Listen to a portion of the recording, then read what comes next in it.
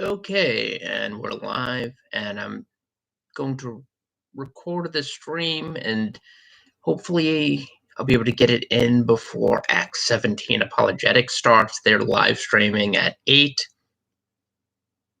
and Anthony Rogers, I believe, is going to be talking about the Gospel of John. So I'm going to try to make this short and sweet. Just as an update, there are, as you probably heard, there are 500,000 confirmed coronavirus cases. There are, I think there are 20,000 deaths total nationally, and most of them, although I don't think it's a majority, I think most of them are in New York, which is kind of the epicenter of the virus. One of the amazing things is this dispute between Governor Cuomo and Mayor Bill de Blasio, neither of whom I think is really fit to be in office. Hi, Miss Bluebird. Hi, CN. Thanks. Neither of whom is really fit to be in office, but particularly the mayor, who essentially checked out the minute he was reelected, maybe even before that, but he definitely checked out when he was reelected. He went on that quixotic presidential campaign. Hi, Inky. And which was a complete failure and an embarrassment. And ever since then, he's just been proving himself to be the worst mayor in New York City's history. Now, I've lived here my entire life, and I've lived through a lot of mayors, and I can say without question he's the absolute worst. And now he's trying to pick fights with Patrick Foy, the chairman of the MTA, who actually has coronavirus. I think he's recovered, but he was diagnosed with coronavirus, and he's trying to craft these conspiracy theories. And it's interesting how if public officials create conspiracy theories, they're not bad, especially if they're theories that are accepted by the mainstream media. But anyone else who tries to question the validity of certain things or critique what certain government officials are doing, like Anthony Fauci or the Congress or certain governors, those people are automatically suspect and should be denounced. But he's picking a fight with Patrick Foy and creating this conspiracy theory that he's trying to mismanage the MTA. And he's asking why the trains are so crowded. They're so crowded because they're not able to run as many because the people who run the trains are dying and on ventilators. 60 workers for the MTA, I think, have died, and there are hundreds and hundreds that are sick. The fact that the trains are running at all is miraculous at this point. And of course, de Blasio was the one who closed down the schools much later in order to bolster his progressive vision, even though that endangered hundreds, if not thousands, of people. And the UFT says that at least 40 of its members are dead. So you have a couple of dozen teachers that have already died from this, and as well as one principal. And de Blasio is in large measure responsible for that through his own ineptitude and his dogmatic insistence that the public schools remain open. So, but that's what's happening in New York. I just wanted to make this short video to talk about how this plague, once again, it demonstrates that Muhammad was not a prophet in any sense of the word. The only thing you could say he was a false prophet. Ironically, the only prophet in the Bible that Muhammad resembles is Jezebel, who was a false prophet, but also someone who's condemned. If you look at the letters to the 7 churches, one of the letters was to Thyatira, and these were people who were being deceived and being spiritually corrupted by this woman Jezebel, who Christ says he gave time to repent, but she didn't. So she wound up dying in her own bed. And this is very similar to what happened to Muhammad. He died of agony after eating poison lamb given to him by a woman whose husband he had murdered, he had executed. So, I mean, Jezebel, ironically, the only prophet he resembles in the Bible is Jezebel, who was a false prophet, but also a woman. And of course, the Quran says that women could not be prophets, despite the fact that you see numerous female prophets in the Bible, such as Miriam, Philip's daughters, Huldah. There are many female prophets, and there were a few false prophetesses, and one of them was Jezebel, and that's what that's the only prophet Muhammad resembles.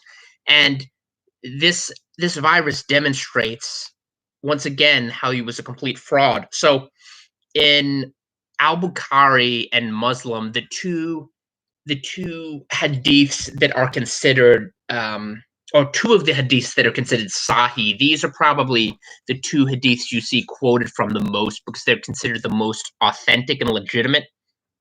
But as David would explain, even the authenticity, the way Muslims judge that is very bizarre and uses circular reasoning. But these are considered authentic by Muslims themselves. So in these hadiths narrated by Abu Huraira, it says, on the roads leading to Medina, there are angels, and neither the plague nor the Dajjal, and that's the Muslim version of the Antichrist, will enter it. And Nawah, excuse me, says that the plague won't enter Mecca or Medina. Now, of course, both of these cities have been infected by the coronavirus. In fact, there are 4,000 confirmed cases in Saudi Arabia, 52 deaths, and there are over 100 members of the Saudi royal family itself who have been infected by coronavirus or have been quarantined. And that's according to Saudi government figures. Now, it's funny, you hear, and you see this also if you scroll the internet for Islamic responses to past things like the bird flu or the swine flu, which have infected the Middle East. They say, well, Muhammad was simply referring to the plague. The plague is what he said will not infect Mecca and Medina. So again, they're using Islamic sophistry in order to excuse the fact that they worship a false prophet who had no sort of relationship with God, let alone any sort of special revelation.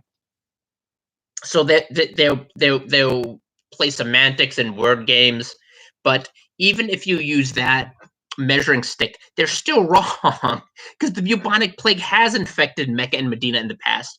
And in fact, and I think Christian Prince mentioned this once, Mecca and Medina, these were backwater kind of like really, I mean, before oil was discovered, these places, no one visited them. No one except Muslim pilgrims visited them. Just like in the pre-Islamic era, it was on a trading route, but they were very infrequently visited. These weren't the center of civilization, as Muhammad would have you believe. And the plague afflicted Saudi Arabia up until 1918. So up until a little over a century ago, you had the bubonic plague in these places where Muhammad said the plague would not affect. So even using that standard, Muhammad was lying. It doesn't make any sense whatsoever to believe that he is reliable in any other respect when he was completely wrong about this. Now, he was saying this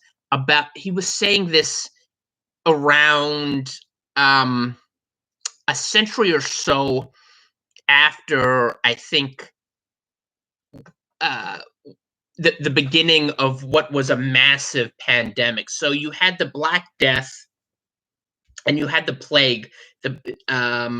But this took place in the space of a millennium. You would have things like the Black Death, which would eliminate, a third of the population, would be the worst biological plague that mankind had seen. And then you would see outbreaks of that periodically that would be worse, but it continued with these outbreaks for centuries and centuries. Things like the Black Death were simply the biggest, not the Black Death, the plague you saw among the Justinian plague. Like that was the worst manifestation of this, but this was a mass pandemic that persisted for centuries, and it would die down, so you would have recovery, but then it would break out again in smaller increments, and this continued all the way up through the 19th century. And I think the mid 19th century was the last time when it affected London, and you had 100,000 people in London dying. But my point is, Muhammad was simply wrong. He did not have any insight or special revelation from God, which is why why the plague. He wasn't able to predict that the plague would affect Mecca and Medina. He was simply trying to pretend that Muslims had some sort of special protection from natural or biological outbreaks, and it's simply wrong. They didn't. And this is yet another demonstration that Muhammad did not, that Muhammad was not a prophet in any sense of the word.